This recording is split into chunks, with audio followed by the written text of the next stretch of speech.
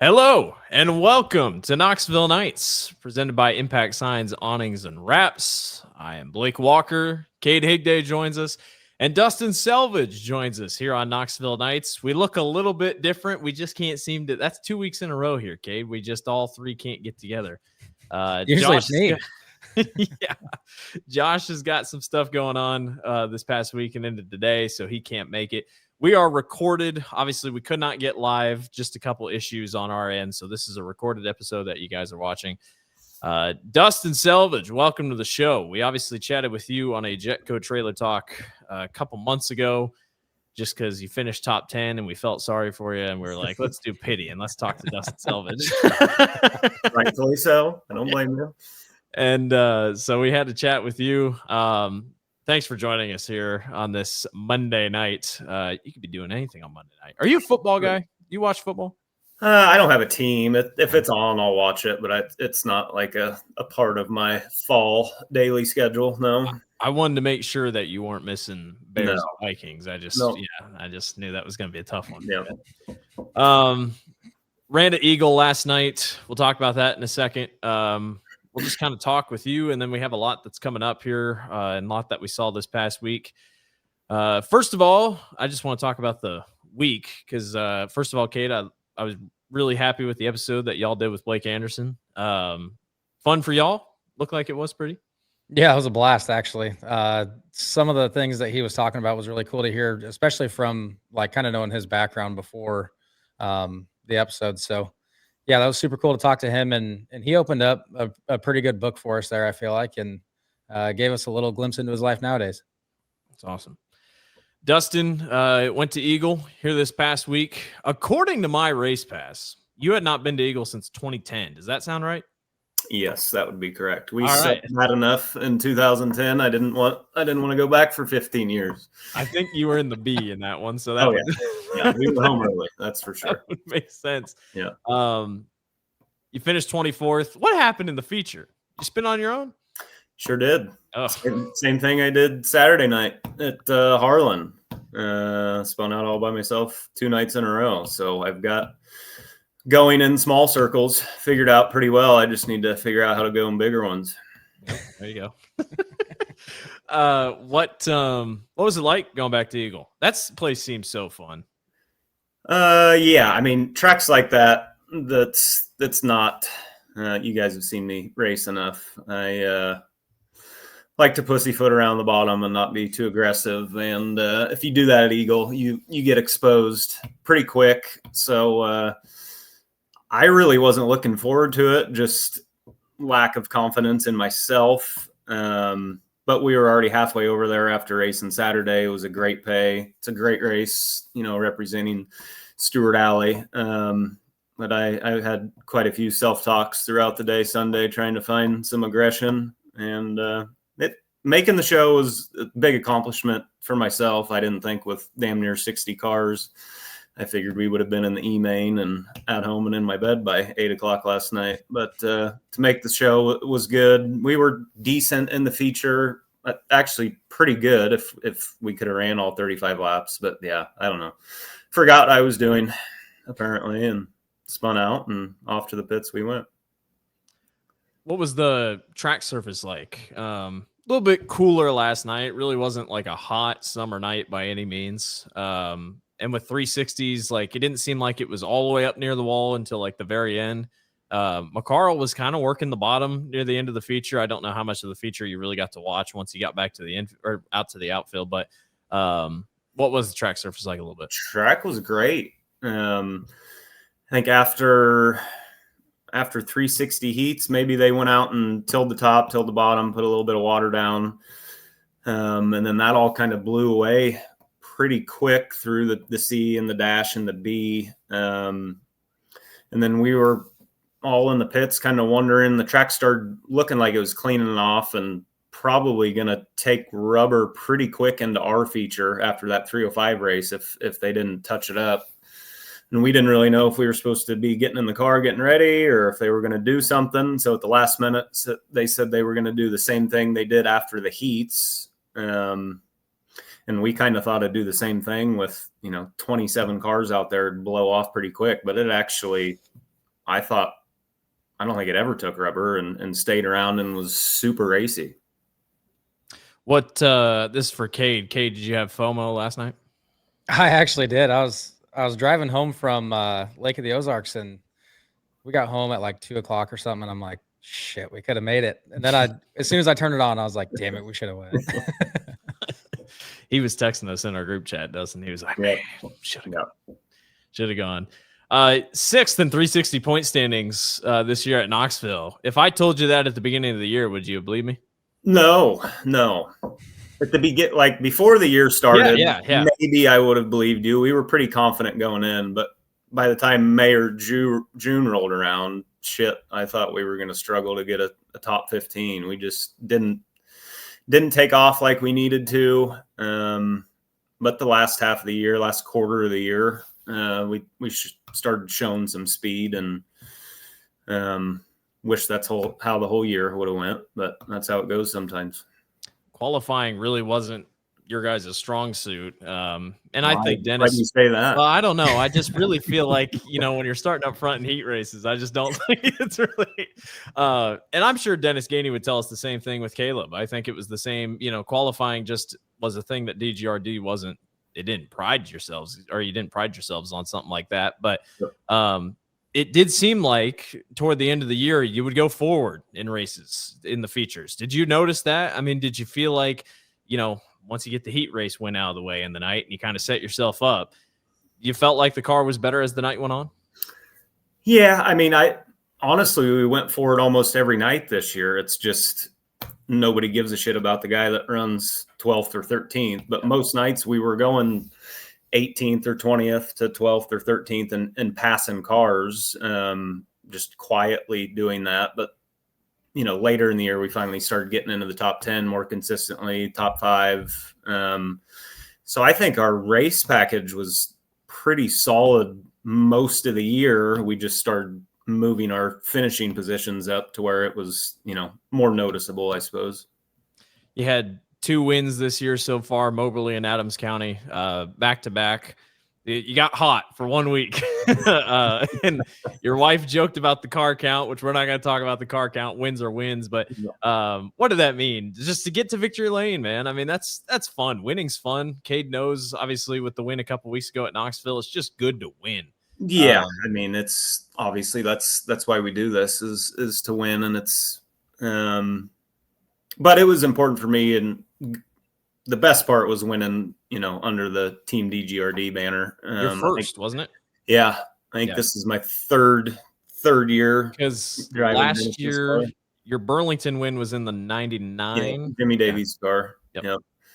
And we've had a lot of good runs over the past couple years with Dennis, just haven't been able to get that. So to finally kind of get that behind us, and Brandon's won, Caleb's won. I felt like the bastard stepchild over there in the corner of the shop, not pulling his weight for the team. So it was good to get a win. Well, if he would have waited long enough, he would have built another like 3 or 4 cars for other people to drive. Is that a reason he didn't give you a national scheme? No, there's just too much going on at the shop. Gotten two new 410 cars and 2 new schemes. We'll just, we don't need to worry about the 360. He sent me the visual noise scheme the week before nationals, and he didn't say whose car it was. So I thought it was yours. Yeah. I'm like, wow, Dustin's got Yep. No, that's cool. Last thing I wanted to throw in before Cade can start jumping in here. You are the grandson of Ray and Naomi Grimes, correct? That is correct. Who are the Knoxville Nationals point system creators. Yep. Which I never knew. Can you explain, I don't really know how to word this question. I just think that's a really cool fact. Can you tell everybody about them? Yeah. That's obviously my mom's parents. They're passed now, but I'm terrible with years. I want to say it was 78 or 79. He was promoting out east in Dubuque at some fair stuff. And Knoxville was struggling with their weekly stuff and about to shut it down from what I remember. And they brought my grandpa in to essentially save it and kind of reinvent the wheel with ideas to promote and get people in the stands. And he was only there for 2 years, but he got a lot done in that 2 years, 2.5 years, maybe. Again, I'm terrible with numbers, but it's kind of saved the weekly deal. He was the one to take nationals to 4 days, and then, invented the point system that we use to this day. Do you know any information how it came about? Like, how did they ask him to? Or like, was it just kind of, hey, what more do you know about it? I mean, I don't know what the inciting incident was of why they came up with it, but I've heard stories from my mom that that was dinner talk with her parents and her sister, coming up with XYZ scenarios, and all sounds like homework got put to the side and it was time to come up with a Knoxville point system. So put a lot of thought into it, and it's obviously working. It's been around for several years now. Promoters at just one racetrack or multiple? I think just Dubuque, and then moved over to Knoxville. He was a pilot, so he did a lot of traveling. So I think main focus over there in Dubuque was like the fair race. They still have the racetrack there, but did quite a bit of racing back then, and then came back over this way and focused on Knoxville. Cool. I just had to ask about that. I saw that on your My Race Pass thing. I'm like, that is pretty dang cool. Yep. Cade, what do you got? What's your son's name, by the way? Yeah, Ray. Yep. There we go. Yep. Let's start off kind of talking through your early years of racing, and you can kind of lead that into what got you into sprint cars. Well, obviously with my grandparents, I was, basically born into it. Wanted to race my entire life, but pretty heavy into stick and ball stuff as a kid growing up. Baseball and racing was just never in the cards. There was never time. My dad, me and him, he was always my coach. We were, that was just what we did, was play baseball. So he was never too crazy about getting me in a race car. I never did go-karts or anything. And then 2005 rolled around. I was 16 and basically finally got the okay to go sprint car racing, and been doing it ever since. What do you remember your first few laps in a sprint car? Where was it? Do you remember? Yeah, Knoxville practice night, and thought we should probably pull it in after the first session and just sell all the shit. It was horrible. Oh my God. When you were the car. Me. Oh my God. Yeah. Yeah. I mean, it's when you're up in the grandstands watching, it doesn't look difficult, right? It just looks like people going fast, turning left, making circles. And when you've watched it for every Saturday night, almost, every year of your life, you think you can get in there and do it. And oh boy, that first year, it was like a running joke within my team. Towards the end of the year, it was a win for us if I didn't get lapped in the heat race. That's how god awful slow we were. So it was bad, and second guessing decisions to need to continue doing it. But we stuck it out. We did a track rental with Johnny Anderson, I think the next year, where he was basically like, just follow me all night long. I think I did 80 or 90 laps, and he kind of just helped me get up to speed. So we got more competitive. I think ended up winning my first heat race, 2006. And we should have known. Yeah. The first of 840. We should have known. Yep. And then got our first feature win in 07. So 2005, I was still playing baseball on the weekends and stuff. So we were a couple times a month going down there, but 06 and 07 was weekly. So basically our second full year, we're able to get a win and just keep building on stuff from then. I feel like racing's a lot like golf. You kind of have that one little brief moment of, holy shit, I have this figured out. And then you get humbled pretty quick. Yeah. What's your first moment you can think of like that? probably the first time I got upside down, because again, I was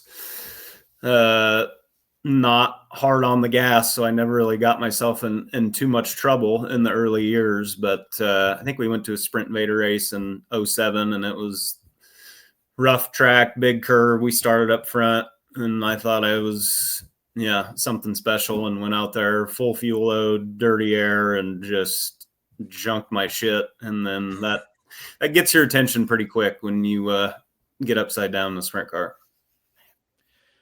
You're 10-time winner at Knoxville, I believe. I don't know. I didn't. 7-time winner. Yeah. 7-time winner at Knoxville. I'm sorry. I gave you the extra. No. I'm sorry. Take the extra 3 though. You got lost in the heat races. Maybe 10 heat race wins this year. We'll get to that in a second. 7-time winner at Knoxville. Last one coming in 2013. So it's been a little bit. But for you, what was that first win like? And then, Cade's experienced it, but what is it truly like to win at Knoxville? Because not a lot of people can say they have in general. I don't know if I can even articulate it. It's obviously it's my first memories as a human being were being at that place and being at a racetrack. So, and all I ever wanted to do was, quote unquote, be a race car driver. So to be living out my childhood dream was enough for me. But then to start progressing and getting fast, and then be like, no, holy shit, we might actually be able to win a race at this place. To get that done with the history that my grandparents had there, it was very special. I feel the same. It's everybody always asks you what it's like, and you can't even begin to really explain it. No. Kind of stemming into your nowadays stuff. You raced for Dennis Gainey. Mm-hmm. How did that come about? So the first time I got in his car was, I think, 2022, maybe. He did a special paint scheme for his grandfather, who was big into racing over in where Dennis is from. I think it was East Moline was the racetrack. Yep. Sprint Vaders had a race there. Yep. And they had mechanical issues. The whole point of them going was Wimmer was driving it with the paint scheme of his grandpa's old race car, and they didn't end up racing. So Dennis just kind of left that car together and wanted to shake it down. So he brought it to Knoxville the next week or a couple weeks later. And I was driving Bruce Williams 410 at that time. So he called and asked if I'd drive it. And that was, not the first time meeting him. I'd kind of met him through my father-in-law at the campground and stuff like that. But yeah, that was the first time driving his car. And then it's just kind of grown from there. The next year, him and Kelby Watt were supposed to go full-time 360 racing, and things didn't pan out early in that spring, waiting on engines and stuff like that. So then he put me in it. I think we missed the first 2 or 3 races. I ran weekly for him. That must have been 23. And then him and Bruce Williams teamed up for me last year to run 410s weekly. And then here we are this year. Do you think you've found kind of a happy medium here in the 360? Do you have a job next year? Yeah, I don't know. Dennis, he changes his mind pretty often. But as of now, as of now, we're going to do the same thing again. I'm happy doing the 360 deal. Like, good to build off of it. Yeah. The 410 deal. I've been doing this long enough. I'm not trying to be a full-time race car driver. I've already accomplished everything I'm ever going to accomplish as a race car driver. And the 410s for me, I just wasn't having fun. I don't need to continue collecting 18th place trophies. I've got so many of them.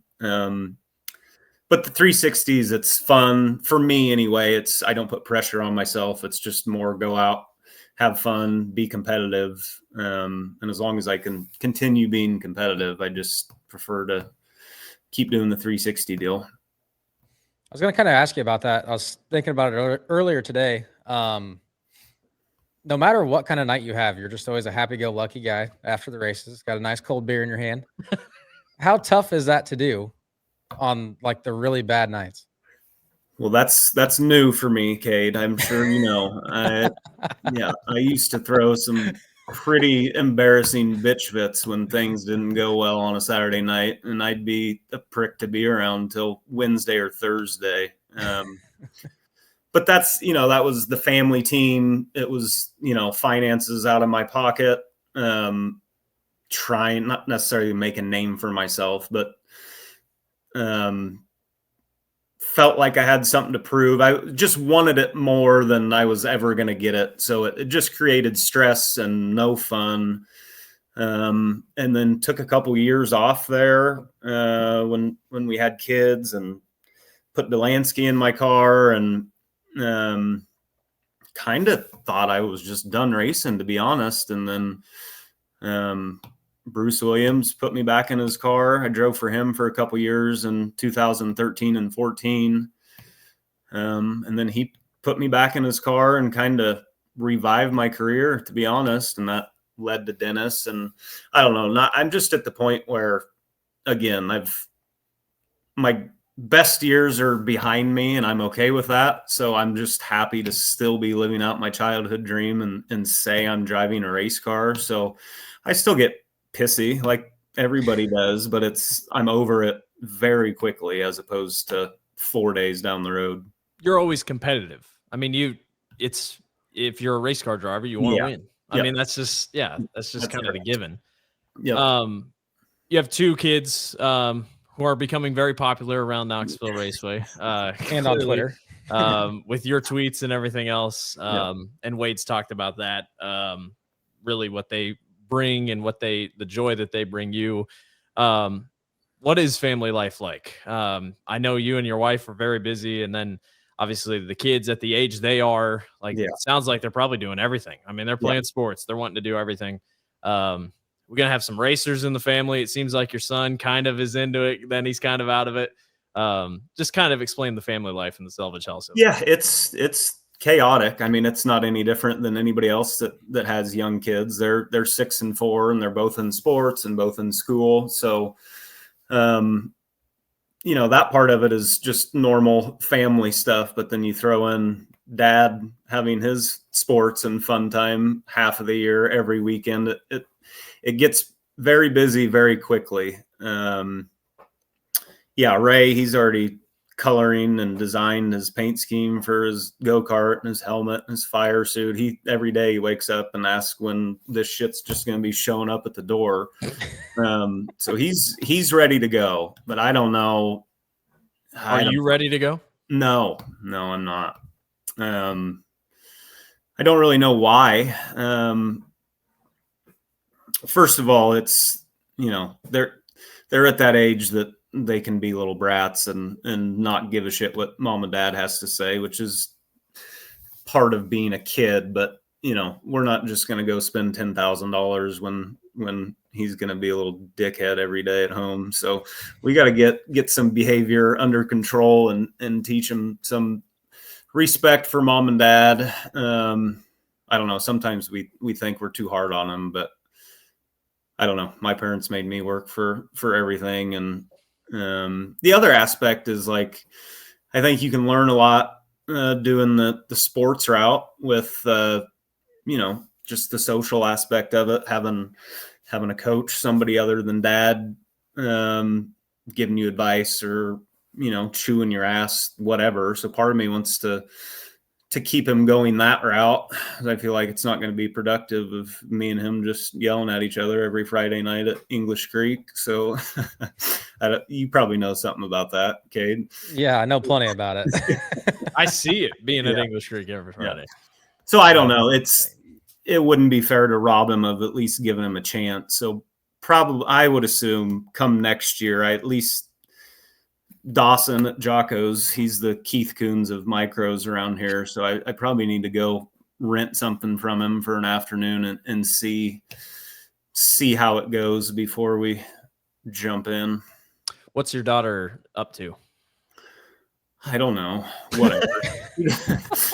She's kind of like me. She doesn't really give a shit about anything. It's whatever's right in front of her face makes her happy for the most part. So I don't think she has any ambition to race, but we're getting her into sports, and she's big into dance and gymnastics and all that. So she's easy. It's Ray's that's going to be the problem child.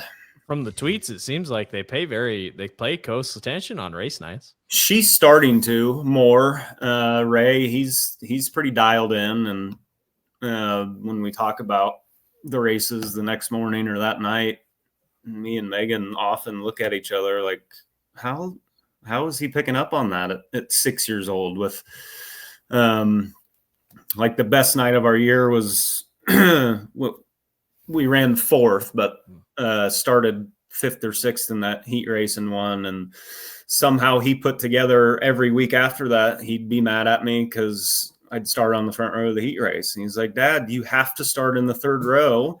Then you have a chance at winning the feature. And I'm just like, how are you processing that? So that part's fun to watch him actually learn and understand what's going on, as opposed to just us going in circles.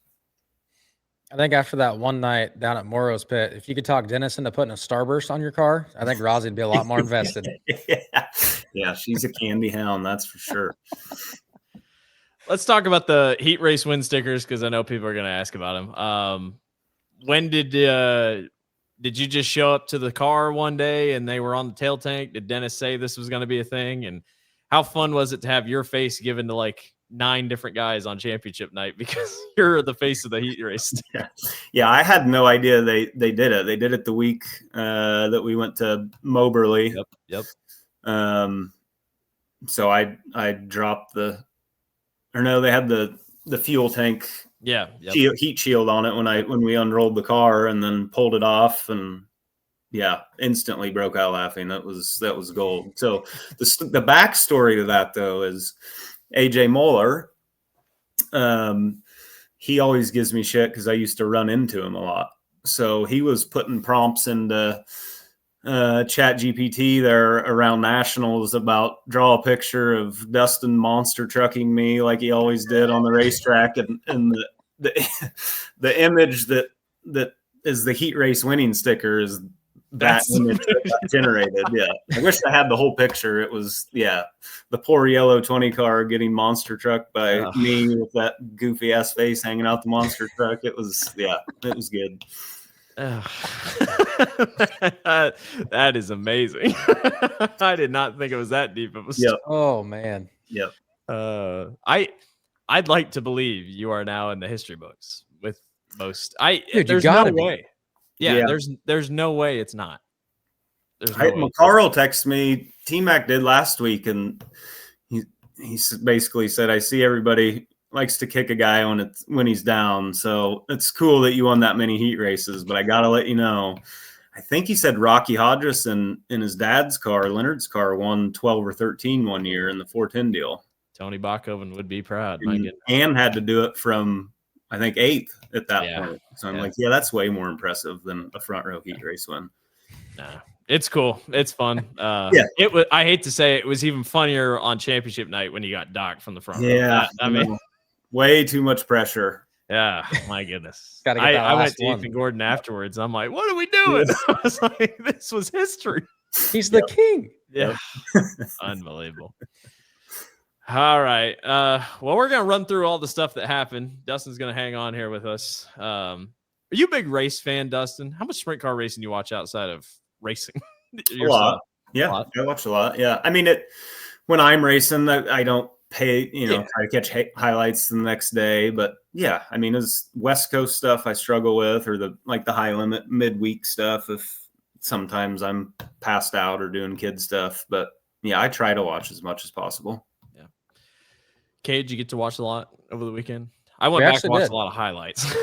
I probably should have. I think I was a little intoxicated half the time, but that happened. Unfortunately, I could not for the life of me remember who won all the Boone stuff because there's like 5,000 races at Boone. But, I just want to say how a guy could forget that. Congrats to all the Super Nationals winners. Y'all did great. Boone's pretty cool, man. I'd never been there. You ever been there, Dustin? I've driven by it several times, but yeah, I've never watched a race there. It was cool. I was blown away by the how organized it was. Like, Yeah. I'm not kidding. I mean, it's 500 some races in Yep. a week, and it's just one after the other. I mean, in staging, they're ready. There's like 9 track preps a day. They last about 15 minutes. Yep. The track prep guys are in staging. They go next. It's unbelievable. Yeah, just shout out to them. The weather was a little iffy, but yeah, I just wanted to give a shout out to them. Tuscarora 50 was in Pennsylvania on Thursday night. Anthony Macri took home the win. Good runs for Justin Whittall, Brenham Crouch, guys that are running for podium spots, and guys that are, Brenham Crouch kind of fighting for his job. Sure seems like the CJB car might have a new driver in it next year. And then Justin Whittall's been really strong out there. You ever been out there, Dustin, to Pennsylvania, watch a race? Obviously, racing-wise, what is probably the farthest away you've raced? Oh, gosh. Probably Peevely, I'm guessing. Okay. Yeah. I went last year when Caleb raced in Dennis's car to the National Open at Williams Grove, but that's the only place I've ever been to in Pennsylvania. Are they a different breed up there? I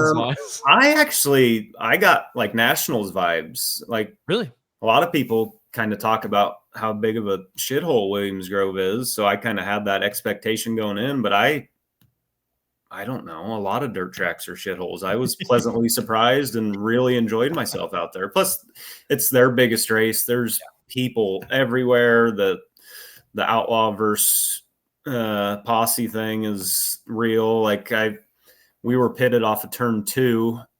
And when you go out for hot laps and for time trials, quad pushes you down the back stretch and into the infield in 1 and 2 for staging. And I was pushing Caleb, and we get down into 3 and hear people saying F you and just all sorts of crazy shit. And I'm just kind of looking up like, what am I doing wrong? And then I look back a little more, and Shots was being pushed right behind me. And I'm like, holy shit.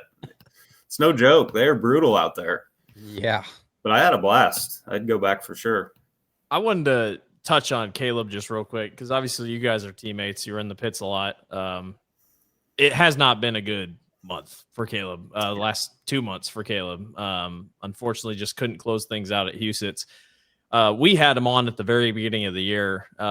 Can you speak on him for the type of person that he is? Because I think he's a phenomenal driver. He's an absolutely phenomenal driver. I think he really can do something great. But for him as a person, what's it been like to be a teammate of his and watch him grow? I think it's been great. It's, for them, it's kind of all business at the racetrack. So we'll talk about track or, time trials. When he goes out in 410, he'll say what he thinks or whatever. But outside of the racetrack is where I really enjoy Caleb. He's kind of a scatterbrain and bouncing off the wall like I am a little bit. I really enjoy his company and enjoy being around him. Yeah, that's cool. Aaron Reitzel returns to victory lane at Port Royal. Didn't miss a beat. Did y'all see his shoe?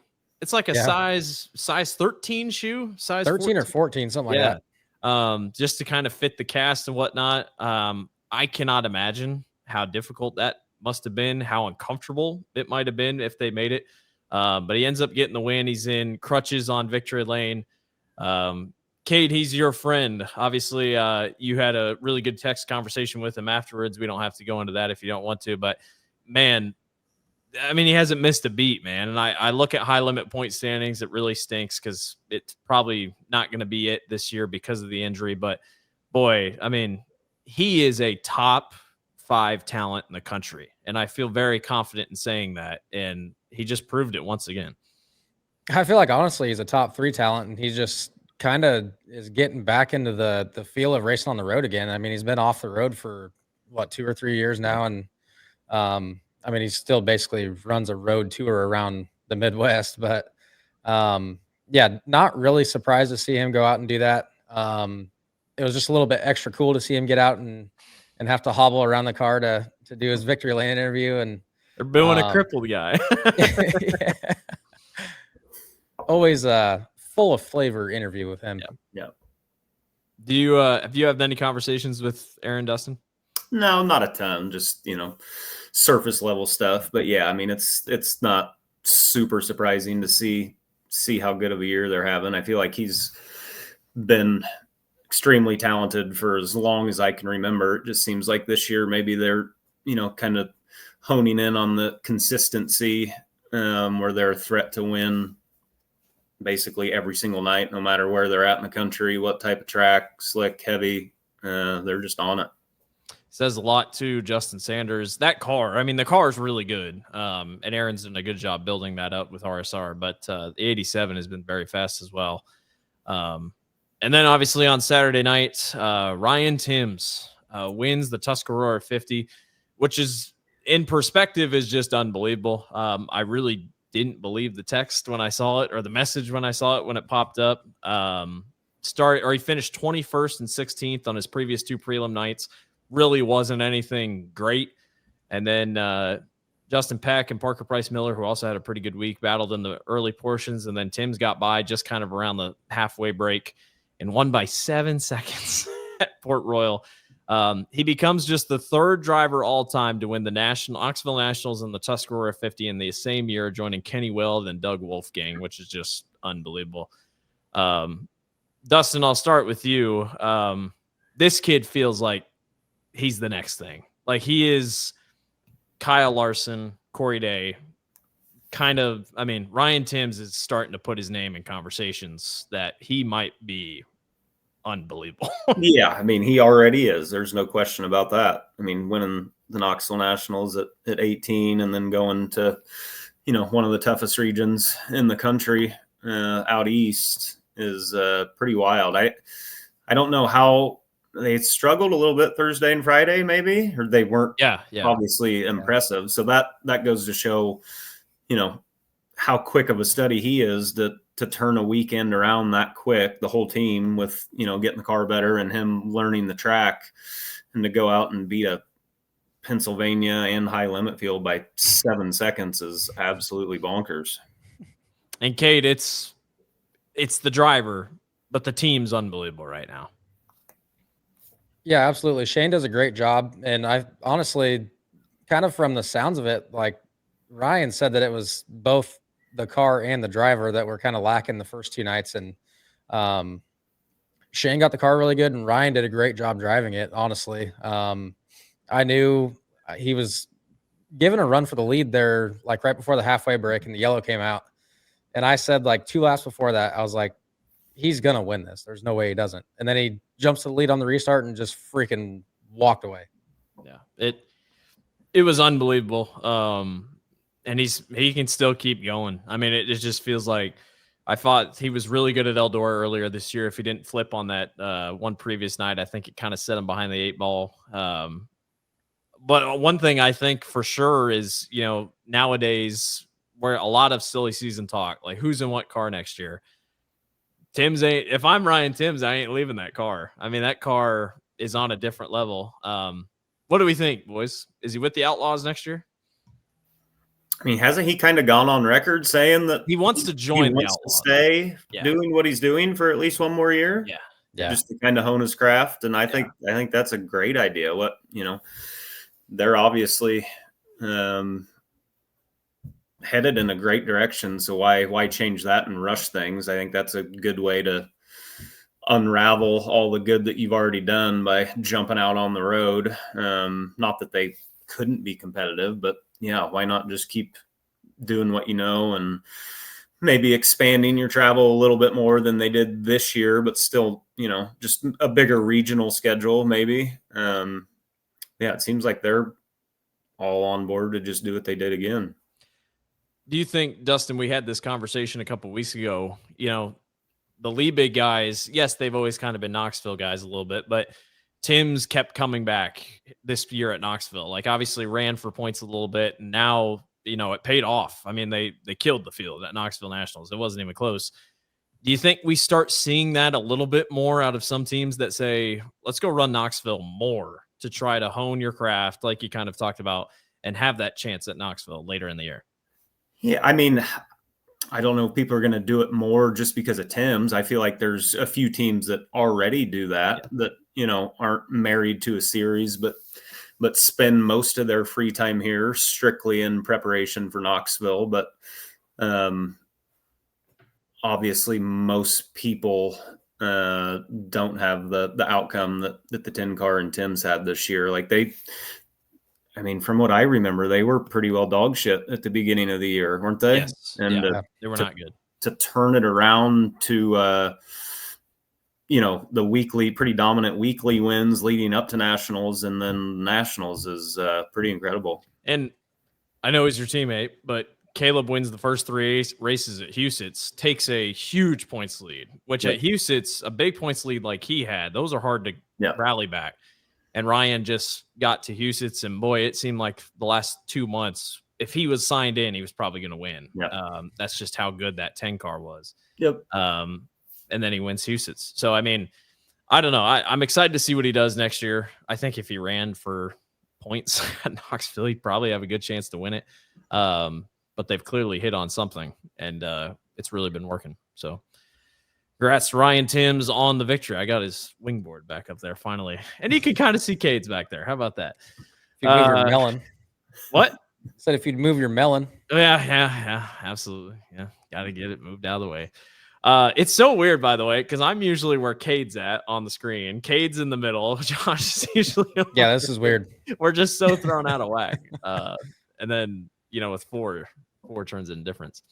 Had a couple memorial races at Cedar Lake this past week. Just wanted to give a couple shout outs. JJ Hickle picks up his first win with Matt Morrow in the 2M. Again, brutal luck for Caleb Johnson. Caleb just didn't go to the scales afterwards. He was P2, just a tough break for Caleb. But Cade, this has been brewing, man. We've just been wondering when JJ was going to get this win. I think with how good they finished the year at Knoxville, I think he should be one of the favorites next year in the 410, honestly, if they stay together, which it sounds like they will. But finally gets it done. And Cedar Lake's a fun track. Yeah, that was pretty badass. And that's honestly like what I would say suits JJ's driving style. He's kind of a shorter track, but definitely the high bank places like Eagle last night. That's right up JJ's wheelhouse, and that just proved it. Yeah, absolutely. Just really cool stuff. First 410 win in 2 years, which is crazy. Yeah, it's awesome. Matt Morrow and them, great guys. Really cool to see that. And then the next night, Max Gilliford ended up taking the win. And then Caleb again.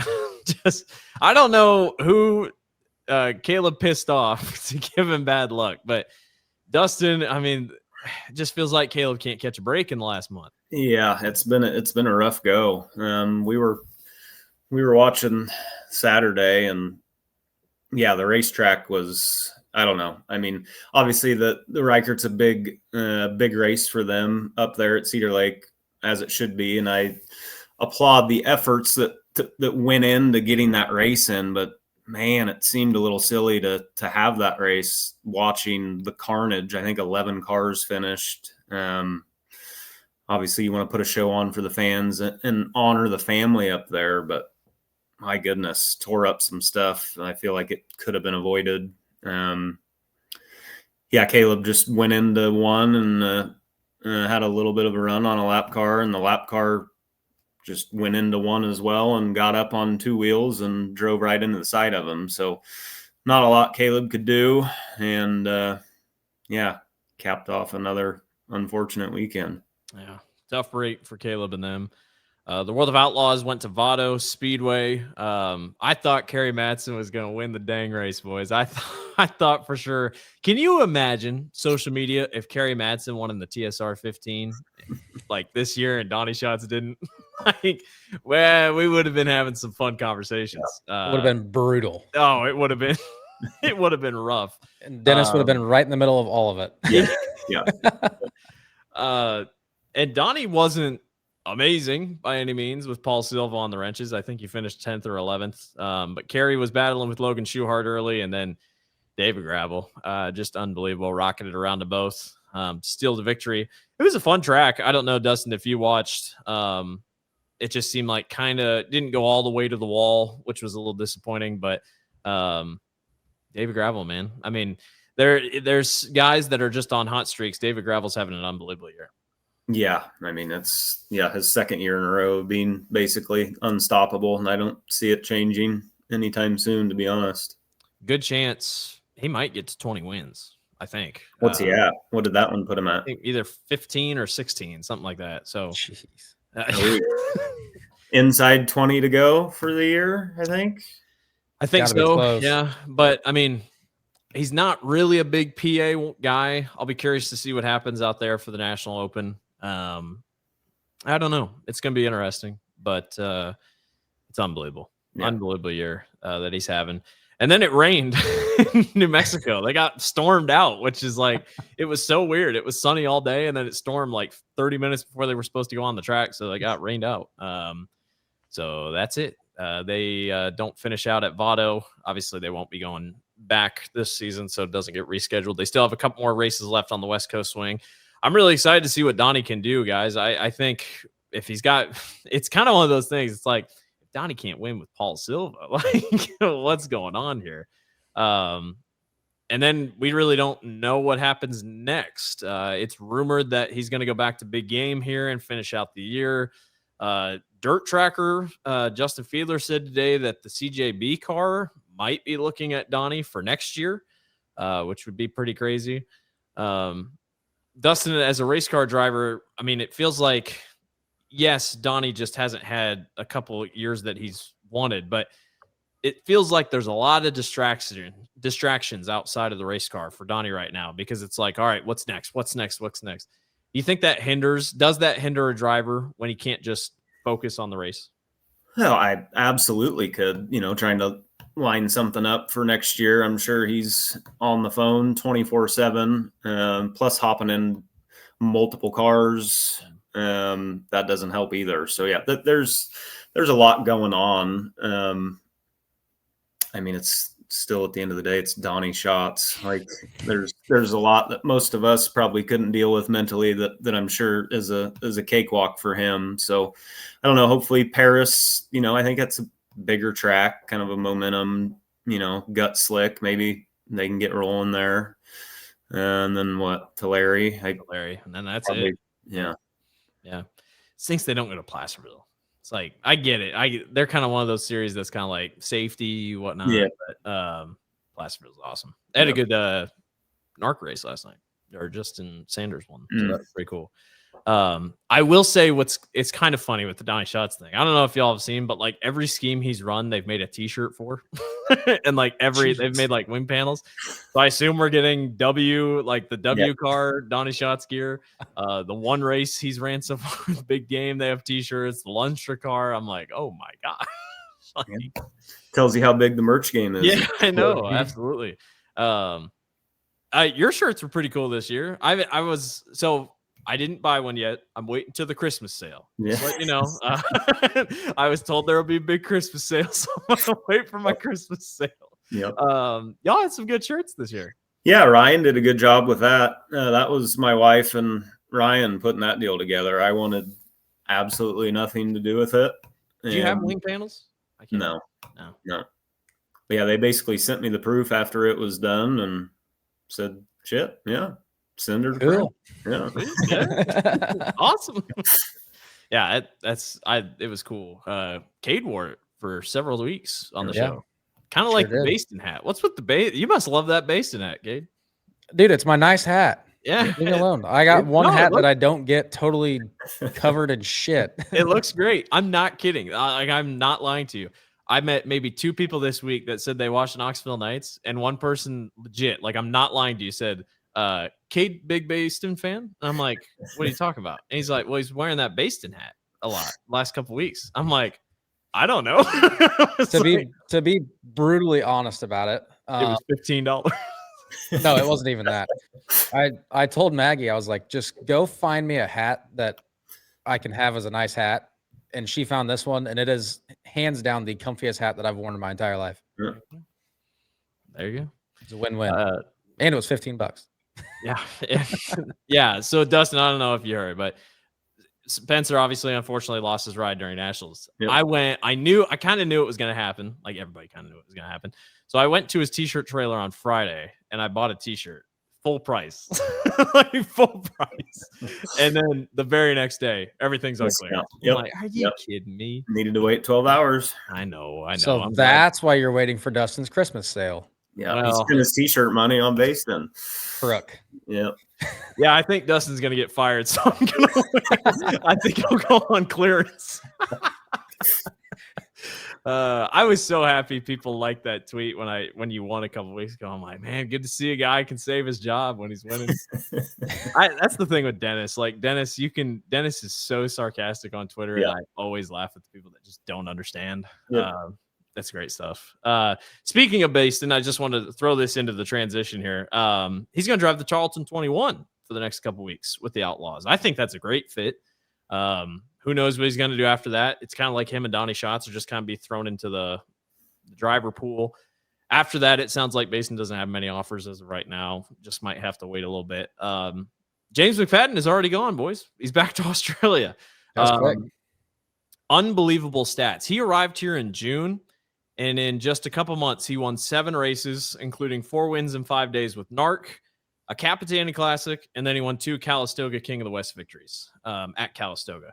I wish he was here full time. I get it. He has a family. But, man, what a talent, Dustin, that James McFadden is. And, I mean, almost won high limit last year. He was really strong in the Roth 83. And for guys like that, the Australians, I just hope we appreciate them while they're here because – they love home. I mean, like if we went, if you went and raced in Australia and were winning, it's like you'd probably want to get back home too. Yeah, yeah. And the way he does it, it's not like not to my knowledge, has a home base when he's racing over here. It's living out of a motorhome. So not only are you, in a completely different world, you're living out of a motorhome. So it's kind of a double whammy. So I don't blame him one bit. Plus, he's in a great team over there. I think that team was new last year and he kicked their ass and everything all winter. So yeah, I mean, I think he's probably content being home and then coming over here for a couple months at a time and getting right back over there.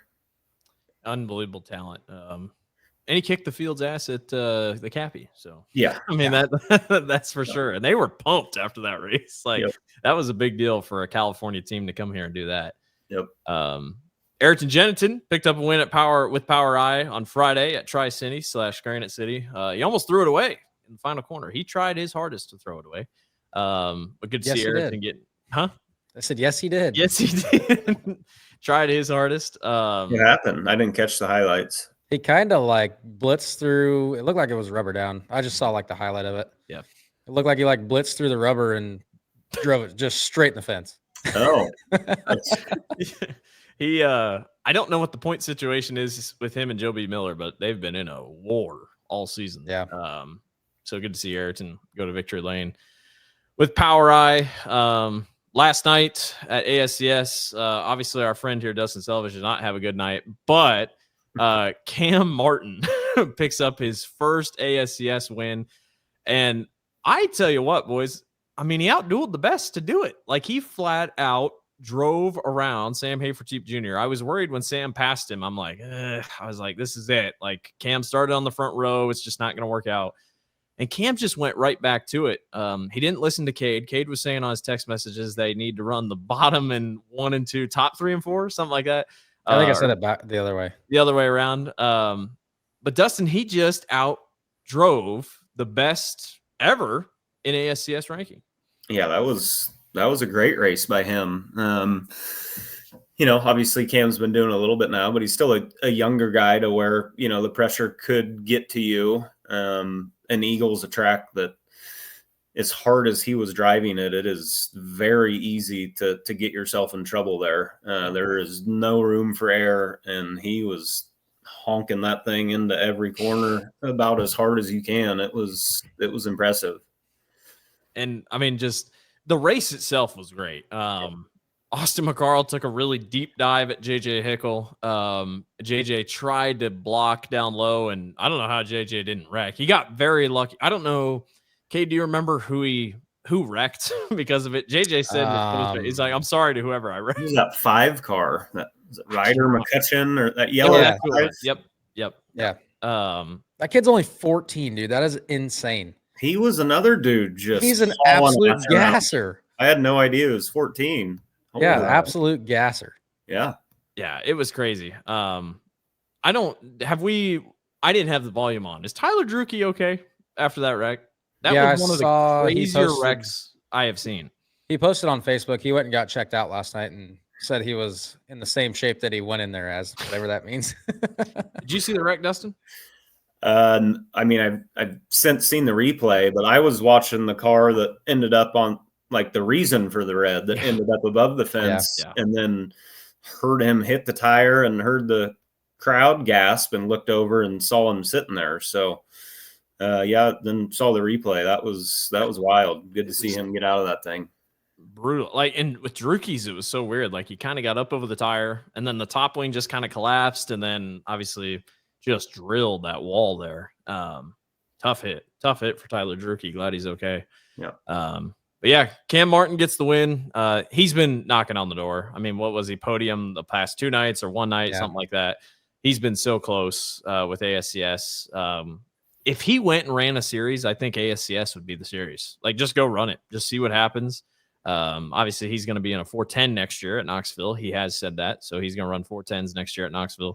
And he did donuts, which was awesome. Dustin, he told us when we talked with him earlier this year, he joked, he's like, if I ever won the Knoxville Nationals, he's like, I'd do donuts on the front straightaway or something like that. And then he did donuts there at Eagle. I kind of hope that becomes a thing. Like, make it his thing. Like, do donuts every time you win. Doesn't matter where it is. Just do donuts. It's been a minute since, I mean, it used to be popular there for a while, the Chessons and Tyler Walker, and there were some guys that Tim Kading, DMJ. It's kind of died out. Ryan did it. Tim's did it for Nationals. He said he didn't really know what he was doing. He just said, I'm going to spin it out. Do it. The worst thing I is did donuts this weekend. It was just for 24th place. Yeah, you did too. The worst thing is too. The worst thing is if you dump it, you junk a set of wings. You look like a dipshit. Yeah. Well, and it's like Randy was saying. He's like, well, now he needs a push. So it's like you got to stall the car, whatnot. Yeah, I was worried he was going to hurt himself when he got on top of the wing. Cam's a tall dude. Like he was like shaking around. I saw somebody, it was either Facebook or Twitter was like, dude, you're way too big to be up there. Just don't do that anymore. And then I guess him and Chris had a bet. Whoever finished higher would wash the other guy's car. So Cam had a picture today on his Instagram or Facebook. He's lounging in a chair while Chris washes the car. So that's pretty cool. Good for Cam Martin and that whole team. His dad was pretty pumped at Victory Lane. And then the last thing I wanted to touch on, the World 100 was this week. Obviously, with the Late Model Nationals coming up, Ricky Thornton Jr. wins the World 100. Took the lead away from Jonathan Davenport with 58 laps to go and did not look back. Dale McDowell, who won one of the prelims earlier this week, was really strong. He finished on the podium, and then Nick Hoffman also finished on the podium. Jonathan Davenport had a flat right rear with 11 to go, ended his night or put him back. When I went back and watched the replay, I didn't see Bobby Pierce anywhere, so I don't really know what was up with Bobby Pierce. But you watch much late model racing, Dustin? I will. I mean, I see it just from the racing circles that you follow on social media. I see a lot of stuff about it, but I'll watch some of the big events on Flow. That's usually me. Yeah, but I don't keep up with it religiously. No. Yeah, but we're hoping it's not official, but we might have a shot that I think we might have RTJ on the show. Nice. Soon. So I think we're going to get a couple things confirmed, but this was before he went out and won the World 100. So it might be too big for us now, but I think we're going to try to get RTJ on here soon. So will you be on the mic next week for the late model deal? Or no, I'm not. No. Flow Racing comes in and kind of kicks us out. I mean, honestly. Has Tony's called it before though, hasn't he? He has. But this is now 3 years in a row that called it. Yeah, they don't even go in our booth. They use the booth right next door. Nobody will be in that booth unless they change something. But yeah, so I'll probably still go watch. Kate, I assume we'll probably Me and Kate can go up in the booth and drink beer. we could. Get on the Sure mic. could. We sure We could. I think our Knoxville Nights crew is going to try to go down. The Friday I can't because of football Friday for high school football. But I think we'll probably go down Thursday and Saturday. So to check it out, that is what is next on the cards at Knoxville Raceway, the Lucas Oil Late Model Nationals from Thursday, September 18th through Saturday, September 20th. It'll be all live on Flow Racing. We'll have a preview show, previewing it all. Jonathan Davenport will be one to watch. What did he call it? A dump? A dump. He called Knoxville dump. Bobby Pierce will be fun. Ricky Thornton Jr. will be fun as well. Make sure to follow Knoxville Nights here on all of our social medias, Facebook, Instagram, and TikTok at Knoxville Nights. And then on Twitter, we are Knoxville Nights with no O. You can also search up Knoxville Nights on all of our social media platforms. You can follow Cade on Twitter at Cade Higday. You can follow me on Twitter at Blake_Walker8. Dustin, what's your Twitter handle off the top of your head? Dustin Selvage. I think Dustin Selvage 7, maybe something like that. That would make sense. Yeah. Well, yeah. If you look up Dustin Selvage, you'll see it. Dustin, we appreciate you joining us. Yeah, thanks for having me tonight. This was really fun. Just quickly, what do you got left here on the season? I don't know. It's kind of fluid, but I probably the last 2 Sprint Invader races there at Burlington at the end of September, and then they go to Cedar Rapids at Hawkeye Downs first weekend in October. So They I put think dirt on that thing. Yeah, that'll be fun. So I think that's tentatively probably our last 2 races, but who knows? Dennis may ship us down south in October to go find something to do too. Who knows? Florida. Go to Florida, run a 360 race. Yep. Before you know it, you're going to be in Volusia next February running days. Yes. And that's not crazy. I think that could be a possibility. Mm-hmm. All right. Well, Dustin, we appreciate your time. Make sure to stay on afterwards so we can download your video and whatnot. Some people just leave right after, but we had to get Jack. Yeah, like Jack Anderson did. All right. That'll do it. Thanks for watching Knoxville Nights presented by Impact Signs, Awnings, and Wraps. We'll be back next week, and we will see y'all later. Have a good one.